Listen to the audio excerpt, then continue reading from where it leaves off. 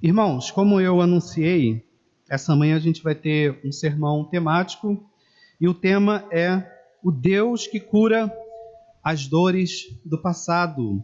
Eu vou falar muitas coisas nessa manhã, algumas talvez falem ao seu coração, pois você pode ter dores do passado também que precisam ser curadas, e outras talvez até não falem o seu coração nesse exato momento, mas quem sabe não possa servir no futuro, bem próximo. Então, em relação a essas palavras, eu peço que você guarde no seu coração, porque em momento oportuno ela pode ser importante na sua vida. Mas o meu desejo é que tudo que for dito aqui não abale a sua mente, o seu intelecto, a sua razão, mas, acima de tudo, faça seu coração pegar fogo. E se isso acontecer, você pode ter certeza que é Deus falando no seu coração. E talvez esteja na hora de você ouvir a voz de Deus a respeito daquilo que Ele deseja falar ao seu coração nessa manhã. Mas antes de eu começar, eu queria que você ouvisse atentamente uma música que eu vou colocar agora e que você notasse cada palavra, cada frase. Note principalmente o refrão dessa música e o desejo da alma desse autor, o autor dessa música. E no decorrer do sermão, os irmãos vão entender a razão de por que eu ter escolhido essa música. Então peço que ouçam com atenção. Amém?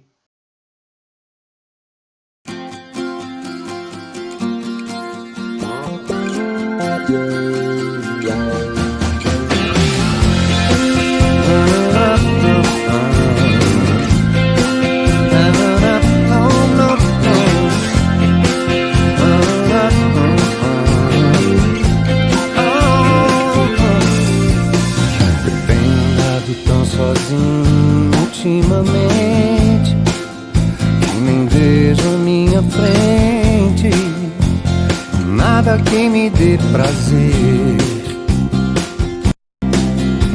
Sinto cada vez mais longe a felicidade, vendo em minha mocidade tanto sonho perecer.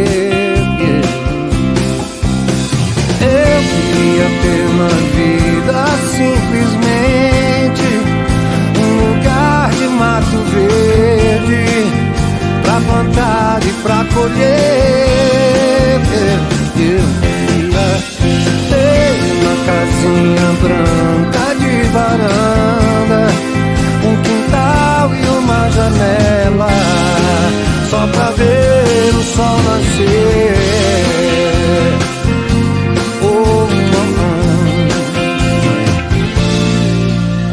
Às vezes saio a caminhar pela cidade à procura de amizades. Vou seguindo a multidão, mas eu me retraio olhando em cada rosto. Cada um tem seu mistério, seu sofrer, sua ilusão. Queria ter na vida simplesmente um lugar de mato verde pra plantar e pra colher. Ter uma casinha branca de varanda, um quintal e uma janela só pra ver o sol nascer.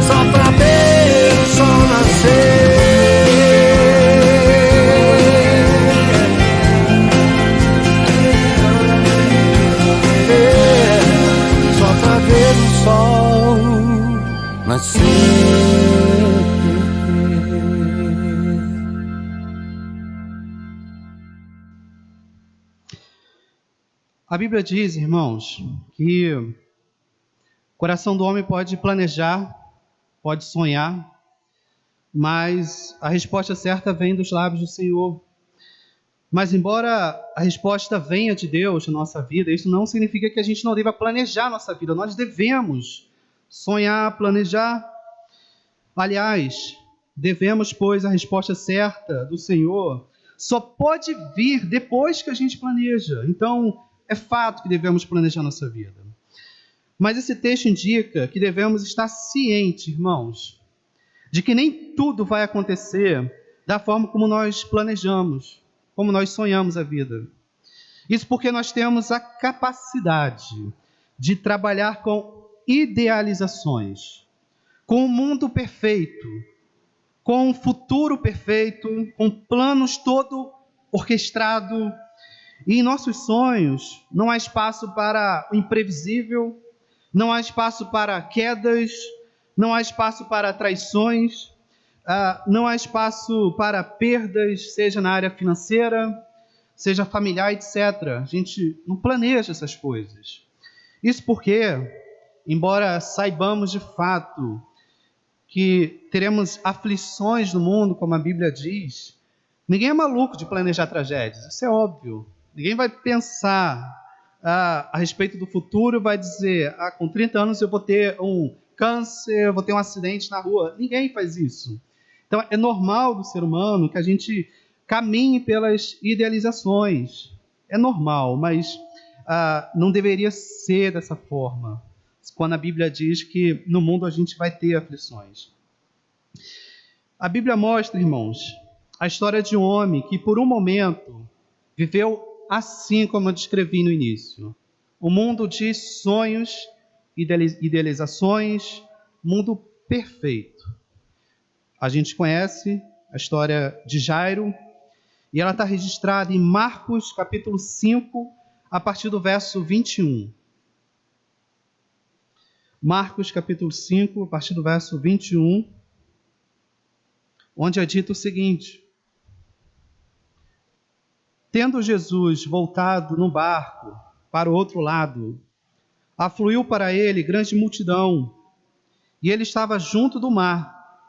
Eis que se chegou a ele um dos principais da sinagoga, chamado Jairo, e vendo-o, prostrou-se a seus pés e insistentemente lhe suplicou: minha filhinha está à morte.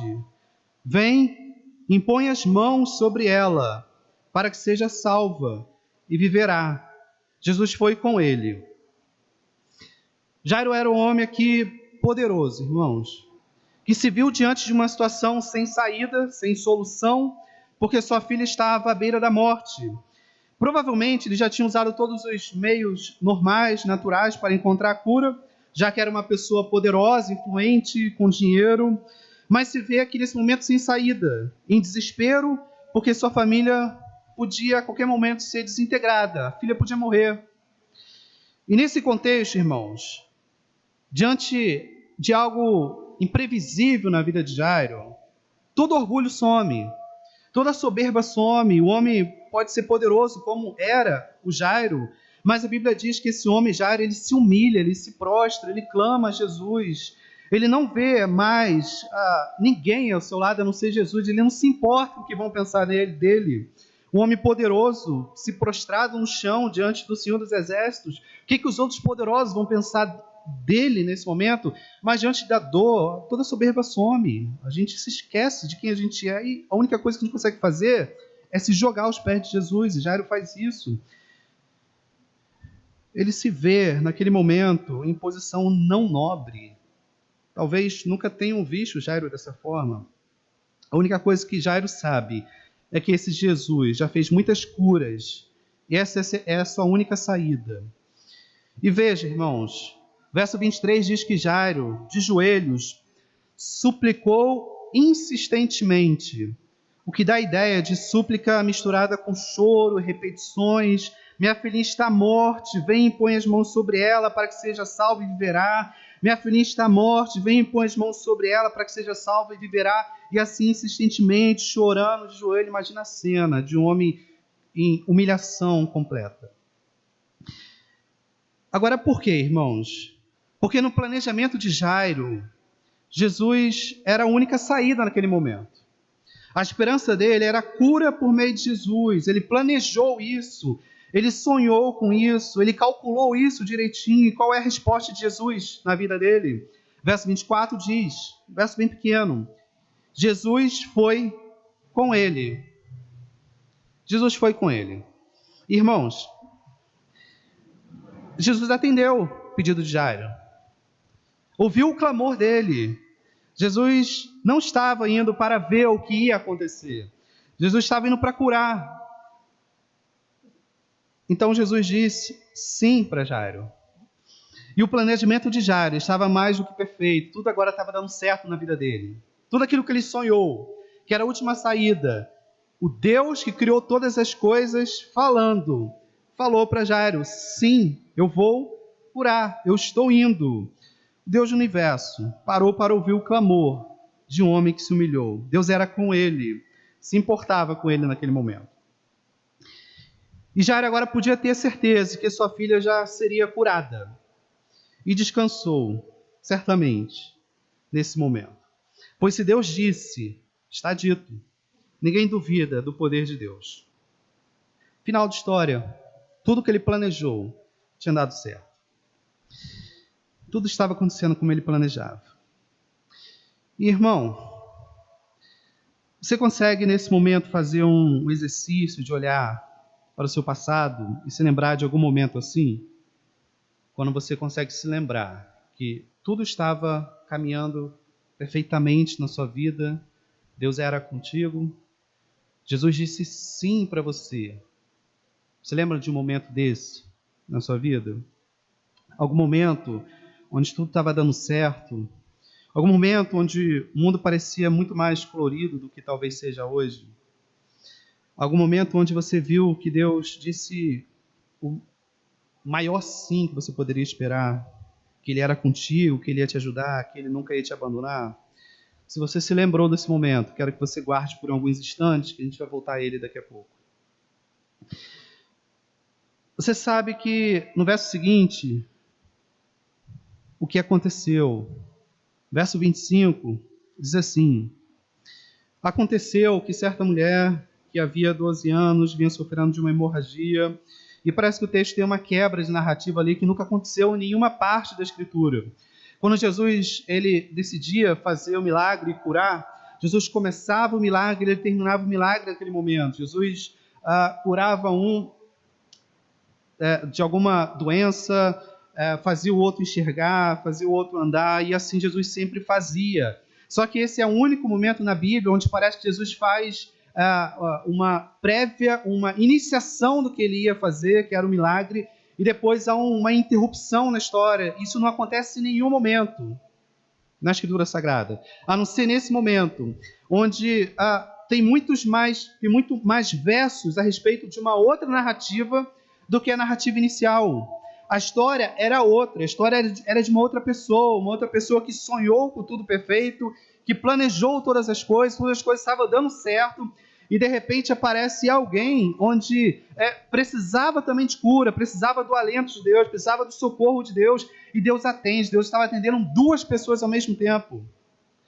Ele começou milagre na história de uma pessoa, e agora ele para o milagre dessa pessoa para começar de outra pessoa.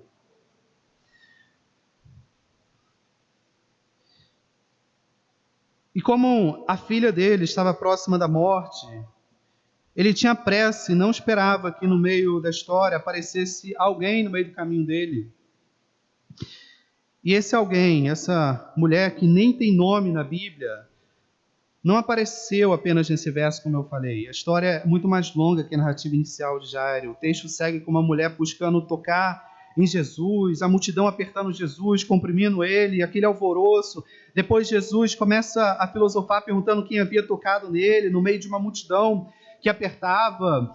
Até os discípulos perguntaram: Senhor, é razoável o Senhor perguntar isso? Como é que todos estão te tocando? E o Senhor ainda pergunta uma coisa sem sentido assim. E nesse bate-papo, nesse alvoroço, a mulher também no meio de toda essa confusão, também morrendo de medo, porque ela era impura, ela tocou no Senhor e tocou num judeu. Aí a gente pergunta, né, nesse alvoroço todo, e como é que está o outro sujeito lá com quem Cristo começou a história? Onde tudo estava dando certo, Jesus tinha falado sim para ele, estava indo em direção, e agora o que aconteceu na vida dele? Imagina o coração de Jairo nesse momento, irmãos. Imagina aí um pouco. Jesus está ali realizando a cura dessa mulher, enquanto a filha dele estava lá morrendo. Parece um paradoxo, né? Está curando enquanto a outra está morrendo. Tempo é importante para essa aqui, enquanto tempo também é importante para essa. Essa sofria 12 anos de hemorragia, essa também. 12 anos tentando ali ser curada. Mas, veja, irmãos, ele não tinha planejado isso, não tinha sonhado com essas coisas, Jairo. Não havia no planejamento dele aparecer alguém que, por mais que fosse alguém que Deus decidisse curar, salvar, restaurar, não estava no coração dele, não estava no planejamento dele, até porque Jesus tinha dito que sim, queria curar, e em nenhum momento na narrativa de Jesus ele tinha falado que sim, depois tinha desistido de caminhar, de ir até o final. Isso nunca aconteceu. Então imagina o que batia no coração daquele homem.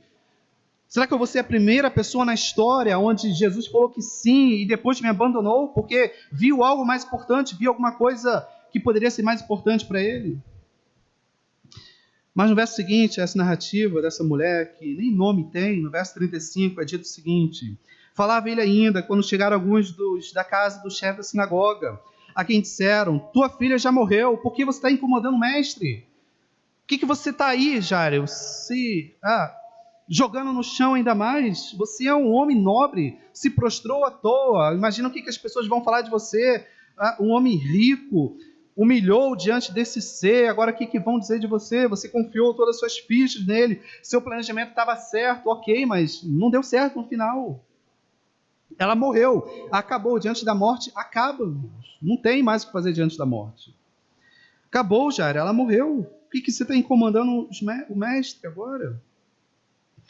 São em momentos como esse, nossa vida, quando aparece algo que é imprevisível, que a gente não planejava, aquilo que não estava no nosso planejamento, que muitas vezes sucumbimos e caímos de fato. O mundo parece perder sentido, o prazer parece ter ido embora, e a única coisa que conseguimos dizer ou cantar é como a música que nós ouvimos aqui: eu tenho andado tão sozinho ultimamente que nem vejo à minha frente nada que me dê prazer, eu não vejo nada que me dê prazer. Eu sinto cada vez mais longe a felicidade. É exatamente isso que as pessoas pensam quando estão diante de algo que a morte já chegou e diante da morte não tem nada para fazer. E o autor dessa música, ela ilustra bem o desprazer de uma pessoa que planeja algo e de repente tudo dá ruim. A única coisa que ela consegue dizer é: eu me sinto só, isolado, não vejo nada na minha frente que me dê prazer, absolutamente nada. A felicidade está longe. Para mim acabou, não vejo mais sentido na vida, não encontro mais prazer em nada. Acordar para mim talvez nem faça mais sentido, talvez seria melhor se eu tivesse morrido. E a felicidade para esse tipo de pessoa realmente está longe, distante. Quantas pessoas nesse mundo, nesse exato momento, estão assim, sem nenhuma esperança? Quantas presas em seus quartos, amarradas em depressão? Quantas que têm dinheiro sobrando e que está presa em depressões profundas, não consegue pisar na rua porque o mundo sucumbiu, desabou para muitas pessoas. Quantas não conseguem mais sorrir? Mas até existem outras pessoas que até conseguem levantar a cabeça e tentar levar a vida. São pessoas mais determinadas, que lutam para não desanimar, mas que no escuro dos seus quartos, quando estão sozinhas, desabam em choro, choram muito. São pessoas que até lutam mais, mas elas, quando se encontram consigo mesmas, quando estão sozinhas, quando os olhos do mundo não estão diante delas, elas choram também. Quantas não são as lágrimas derramadas em vida que ninguém vê? E por que isso acontece conosco? Porque, como eu disse no início, somos pessoas que planejamos uma vida perfeita, uma vida sem possibilidade de coisas imprevisíveis, sem a possibilidade de aparecer uma certa mulher, principalmente depois que Jesus disse sim, ou seja, depois que Jesus nos aceitou, fomos considerados cristãos, nos escolheu, nos fez filhos dele, nos fez amados do Senhor. quando vimos de Deus que fomos aceitos por meio do sangue de Jesus Cristo, ou seja, quando somos cristãos e achamos que fomos desamparados por Deus em algum momento, nesse momento que a gente parece que não enxerga mais o mundo com as lentes da graça, mas com as lentes da tragédia. E o imprevisível acontece, às vezes aparece uma certa mulher no meio do caminho, e ficamos muitas vezes como sem esperança, ou afundamos em nossa depressão, ou carregamos eternamente as dores do passado, e muitas vezes não conseguimos superar o aparecimento de algo chamado aqui como imprevisível, certa mulher. Alguém até sem nome, mas que eu e você sabemos na nossa vida que tem nome. Imprevisível na sua vida tem nome. Na minha vida tem nome. Você sabe o que na sua vida veio e te derrubou e assustou você. Tem nome. E aí, muitas vezes, qual é a nossa saída? Aqui o compositor colocou no coro. Eu queria só uma coisa nessa vida. Um lugar de mato verde para plantar, para colher, ter uma casinha branca de varanda, um quintal, uma janela, para ver o sol nascer, e a saída de muitos é a fuga. Mas veja, irmãos, que tipo de fuga está sendo expressa aqui? É aquela que Salomão falou de todo homem, Eclesiastes 3:11. Também pôs a eternidade no coração do homem. Salomão indica aqui que o homem foi criado para a sensação de que essa vida não acaba aqui. A eternidade está plantada no coração de todos. Mas cada um acaba buscando da sua forma, do seu jeito, de forma diferente. E esse compositor viu a fuga dos problemas da vida na busca pelo cenário ideal. Ele não aprendeu. Ele planejou uma vida ideal e para fugir, ele planejou uma fuga ideal também. Um cenário perfeito. Agora tente imaginar um lugar perfeito como esse daqui. Eu queria ter na vida simplesmente um lugar de mato verde, para plantar, para colher, ter uma casinha branca de varanda, um quintal, uma janela para ver o sol nascer. Note, irmãos, mato verde, uma planta para colher, significa o quê? O que isso significa no homem? Onde isso acontecia e o homem tinha paz e tudo era uma maravilha? Não é no Éden. É o desejo latente pelo Éden. Pela volta da pureza do início. Pelo desejo de começar tudo de novo. Quando tudo era mais simples, quando estávamos no Éden cultivando e tendo plena comunhão com Deus. É um sentimento parecido quando os adultos falam. Que saudade da infância, que saudade de quando eu era criança. Tudo era mais simples, mais singelo, mas a vida de adulto trouxe tantas dores e sofrimentos. E com esse pensamento, muitas vezes, projetamos uma volta ao passado para começar tudo do zero. Agora, pega aquele momento na sua vida, onde eu pedi no início, quando eu falei para você lembrar da sua vida, quando tudo caminhava bem, tudo ia conforme o seu planejado. Pega esse momento agora. Apareceu na sua vida, não apareceu uma certa mulher? Apareceu isso que tem nome, você sabe muito bem o que é. Talvez uma tragédia, uma grande perda, um falecimento, uma traição, um filho que se perdeu, uma família que se desestruturou, um emprego perdido, a dor psicológica que apareceu e não some, e tantas outras certas mulheres. Você sabe o que apareceu na sua vida. Você sabe. Quantos de nós, irmãos, diante disso, não pensamos como, se eu pudesse voltar 10 anos da minha vida, eu teria feito diferente. Se o tempo voltasse, eu faria tudo diferente. Se o tempo voltasse, eu faria aquilo lá diferente, ou eu não faria aquilo. Se o tempo voltasse, se eu pudesse voltar, na verdade, a estaca zero mesmo, para o lugar de mato verde, para o Éden, e lá ficar e nunca de lá sair, seria perfeito. Porque sair de lá foi a minha pior dor, a minha pior tragédia. E dor dói. Dor dói. Voltando à narrativa de Jairo, após o imprevisível, ele tinha tudo realmente para perder. Todas as esperanças na vida, se Deus o acolheu, mas na hora que ele mais precisava, o abandonou, qual a esperança dele agora? Não é, nesse momento é a contra-expectativa, né? A desesperança. eu perdi todo o meu tempo em confiar nele. Mas a narrativa continua, porque a vida continua, o imprevisível não é o fim, a dor não é eterna. A Bíblia ainda continua dizendo que por mais que o homem faça planos, a resposta certa vem de Deus. Jesus volta à cena e mostra que tudo sempre fez parte do plano dele.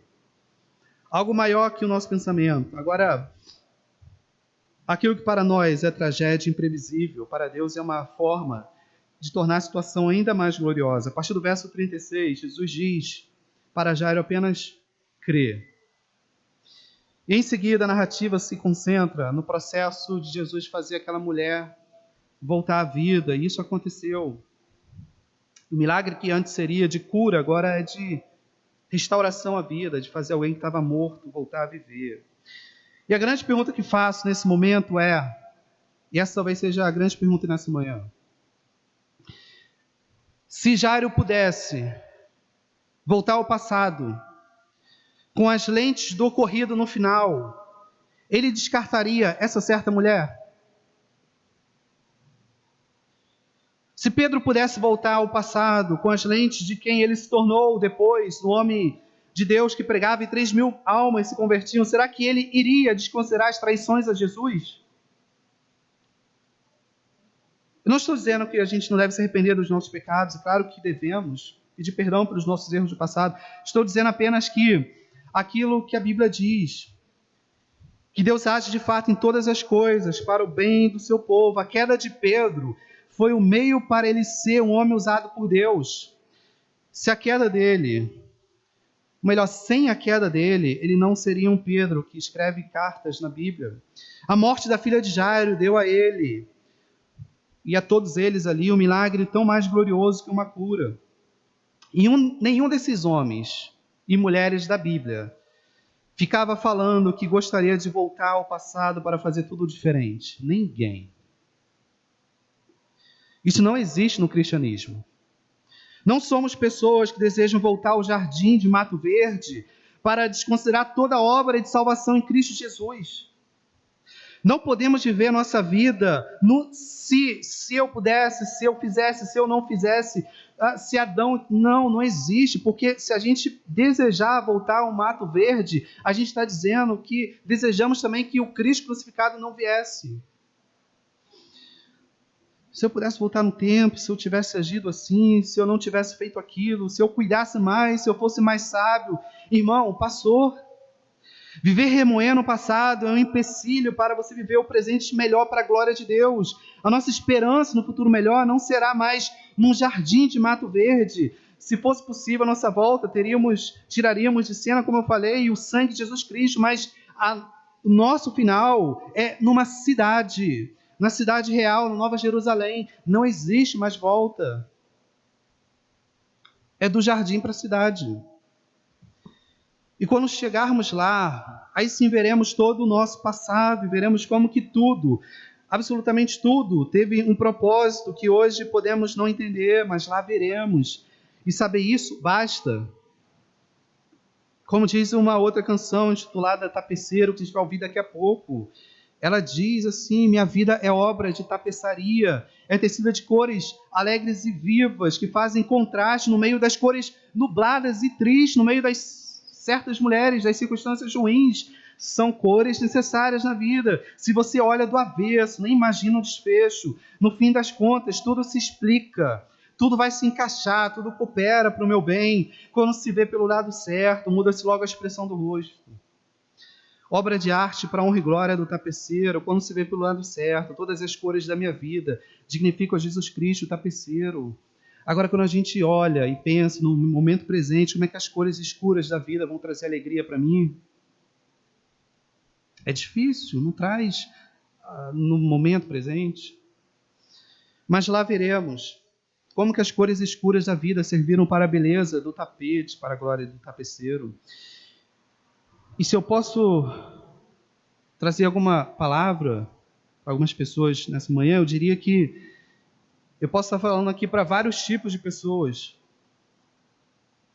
Com pessoas que, se pudessem, voltariam de fato ao passado para fazer tudo diferente, algo diferente, porque algo deu errado e o sentimento de culpa é grande. Isso é normal. Eu posso estar falando com pessoas aqui nessa manhã que aconteceu alguma coisa, que se ela pudesse, ela voltaria e faria de forma diferente. Irmão, a palavra de Deus para você é essa cor escura na sua vida aí, ela foi necessária. Aconteceu. Você talvez não entenda nesse momento.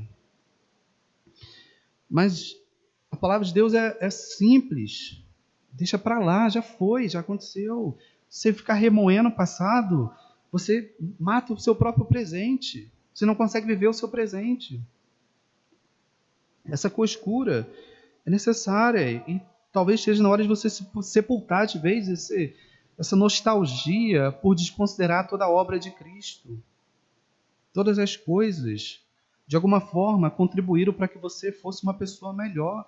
A questão é como que você reagiu a essas coisas. Você pode reagir em desespero e em achar que tudo está acabado e ficar nessa eterna nostalgia. Se eu pudesse voltar ao mato verde, eu queria ter na vida simplesmente...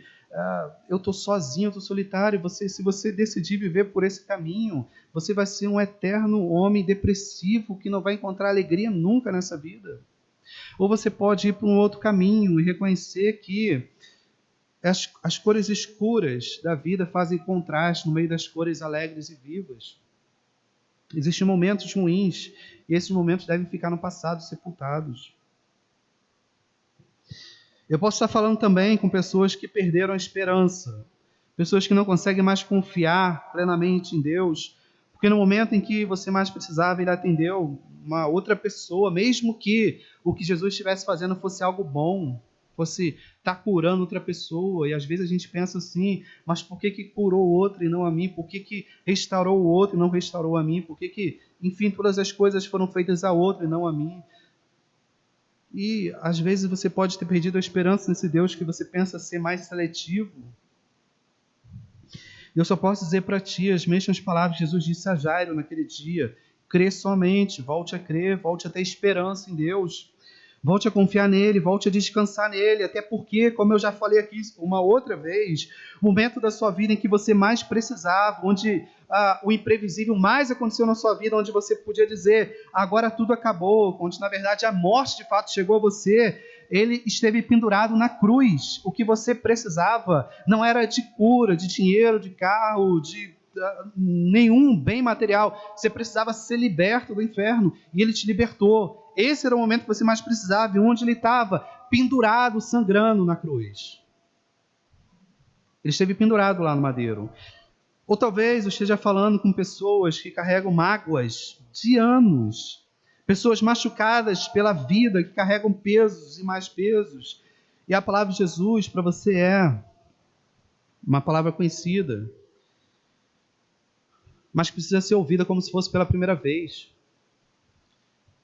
Será que não está na hora de você que está cansado vir até mim, tirar essa sobrecarga e saber que eu sou o único capaz de te aliviar? Talvez você procure um alívio em outras coisas, em prazeres temporários. Isso só vai te fazer ficar preso e fazer você ficar viciado nesses prazeres. A única pessoa que pode te aliviar e tirar a sobrecarga da sua vida é eu. Então vinde a mim, você que está cansado, com sobrecargas, carregando pesos, e eu sou o único capaz de te aliviar. Ou finalmente, posso estar falando com pessoas que estão vivendo agora a noite escura, que é o momento mais difícil, as cores escuras da vida. Pois estar passando agora pelo vale da sombra da morte não é fácil para ninguém. Mas o salmista disse, ainda que eu ande pelo vale da sombra da morte, ou seja, eu vou andar, ainda que eu ande pelo vale da sombra da morte, não temerei mal nenhum, porque o Senhor vai estar lá comigo. E a palavra de ordem talvez seja, acredite, Ele está aí na sua vida. Ele está com você e nunca duvide da bondade dEle, porque se você crê que Ele está aí e você perde a esperança, você tem que dizer que você está dizendo que Ele não é bom, mas Ele é mau. A outra forma é você crer que Ele não está aí.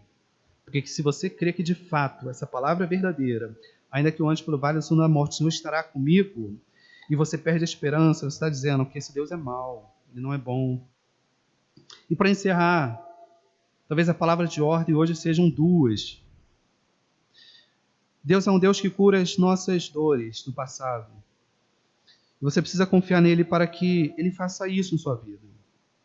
Então, nessa manhã, irmãos, sepulte de vez em si, aconteceu. Olha para frente. Se prepare, planejando a sua vida, cheio de esperanças, para as próximas cores escuras. Talvez esteja na hora de a gente aprender a ter a expectativa correta da vida, não ficar com idealizações, porque, como eu disse no início, fazemos isso, nosso mundo é perfeito, e essa forma de pensar que faz com que o homem caia. Porque se o homem entendesse de fato e enxergasse com a ótica da realidade, com o mundo real, ele entenderia que as cores escuras devem ser esperadas, não buscadas, mas esperadas, que as tragédias devem ser esperadas, não buscadas, porque assim é a nossa caminhada. Mas creia que o que nos espera não é mais um jardim, não, mas uma bela cidade, a Nova Jerusalém. É essa a nossa esperança, de que para que nós cheguemos em Nova Jerusalém, nós não passaremos mais pelo lugar de Mato Verde, pelo jardim. Não, isso já foi. Agora é caminhar para a cidade. E segundo, talvez você precise ouvir aquilo que Jesus falou para Jairo naquele dia. Jairo, você precisa apenas crer. Você precisa só ter fé. Voltar a confiar. Apenas crer no Senhor. Voltar a se alegrar nele com toda a sua vida. Porque talvez o passado paralisou a sua alegria e você não consegue mais sorrir. De fato, você consegue, no máximo, estar no meio das pessoas e mostrar os dentes, mostrar que você é uma pessoa feliz, mas você é aquilo que ninguém vê. Esse é você, quando ninguém está te vendo. Esse é você, essa é a sua alegria. Será que você é um ser alegre e contente com Deus quando ninguém está te vendo? É isso que Deus quer restaurar na sua vida. Não que você seja uma pessoa no público que mostre felicidade, mas que você tenha plena felicidade em todos os momentos da sua vida. Será que não chegou a hora de você encontrar aquilo que a Escritura fala de plenitude da alegria, gozo eterno, satisfação em Jesus Cristo, satisfação nele? Porque enquanto a nossa satisfação estiver nas circunstâncias e nas coisas, a nossa alegria ela vai estar sempre oscilando. Ora a gente vai estar triste, ora vai estar alegre, ora vai estar para baixo, ora vai estar para cima. Se a nossa satisfação estiver em Cristo, não existe nenhuma possibilidade de a gente estar para baixo. Eu e você não precisamos entender tudo o que se passa na nossa vida nesse exato momento. Como eu também falei aqui certa vez a respeito da vida de Jó. Quando Jesus chega para Jó estava esperando algumas respostas a respeito do que ele estava vivendo. Por que eu estou vivendo assim? O que eu fiz? E aí a gente não vê Deus respondendo para Jó. A gente vê Deus fazendo perguntas para Jó. Onde é que você estava? A gente conhece a história de Jó. Onde é que você estava quando eu criei o planeta, o mundo, a água, todas as coisas? E Deus faz perguntas para Jó que Jó não consegue responder. E o que Deus está ensinando para Jó? Antes de você ter todas essas tragédias, você vivia assim, essas respostas que eu estou fazendo agora. Por que quando você não entende as coisas que estão acontecendo, você vai parar de viver? Por que sua vida vai parar agora?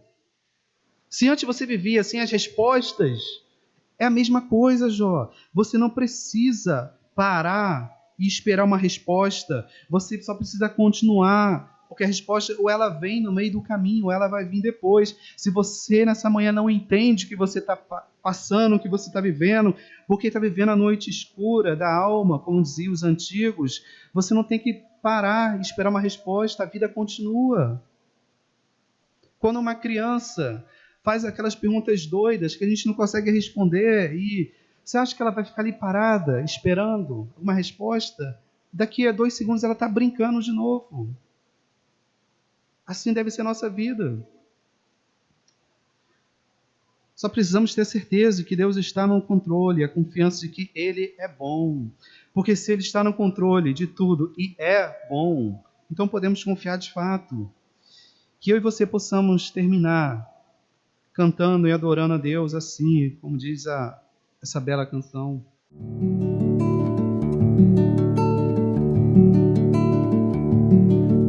Tapeceiro, grande artista, vai fazendo seu trabalho, incansável, paciente no seu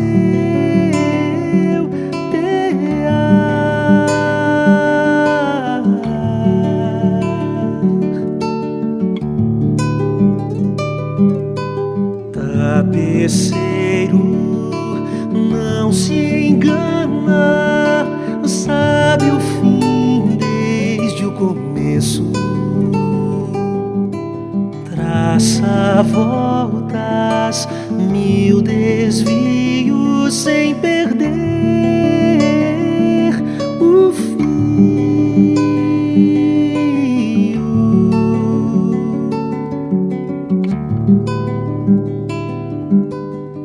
Minha vida é obra de tapeçaria, tecida de cores alegres e vivas, que fazem contraste no meio das cores nubladas e tristes.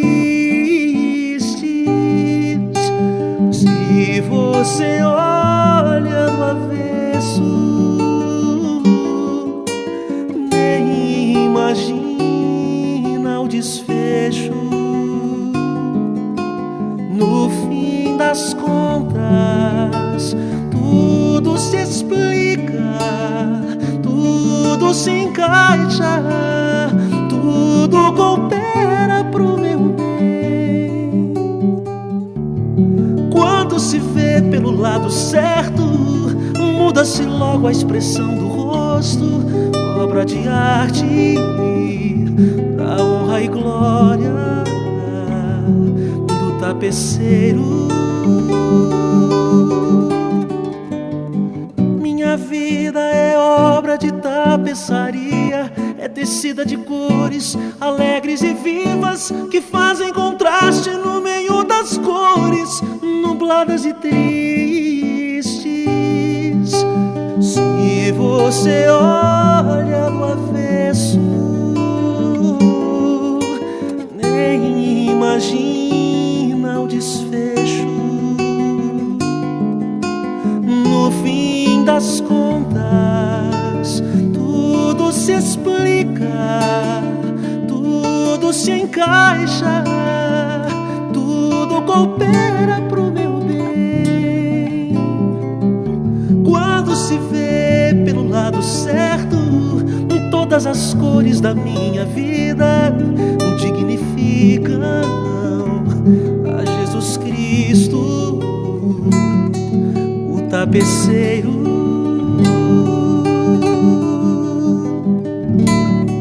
o tapeceiro.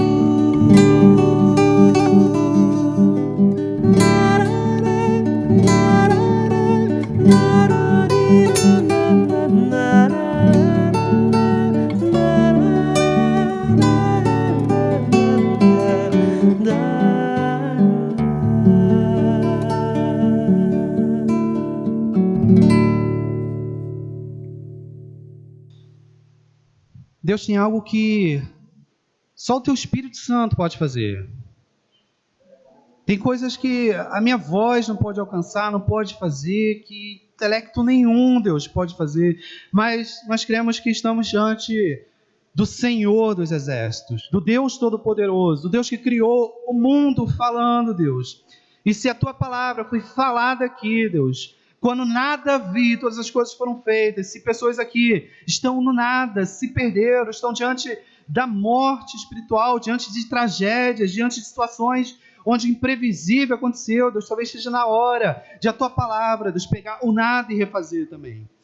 Em nome de Jesus, Deus, eu peço que o teu Espírito Santo possa fazer corações essa manhã aqui arder diante das dores do passado, diante daquilo que a gente não consegue deixar, Deus, não consegue largar, não consegue mais ter expectativa, esperança de um futuro melhor, de um glorioso e grandioso jardim, Deus, onde o Senhor nos mostrará, Deus, como que todas as coisas, de fato, contribuíram, Deus, para a glória do Senhor e para a nossa alegria. Portanto, eu oro, Deus, para que pessoas aqui nessa manhã, Deus, sejam curadas em nome de Jesus, pessoas possam deixar o se eu não tivesse feito isso para trás, Deus, porque não somos pessoas que querem rebobinar a vida, recomeçar todas as coisas, não, somos pessoas que reconhecemos nossos erros do passado, mas sabemos que o mundo caminha para frente, Deus, caminha para a glória do Senhor, Deus, portanto, perdoa-se os nossos erros, mas em nome de Jesus, cura pessoas nessa manhã que estão presas ao passado, que não conseguem se perdoar, não conseguem aceitar o perdão do Senhor.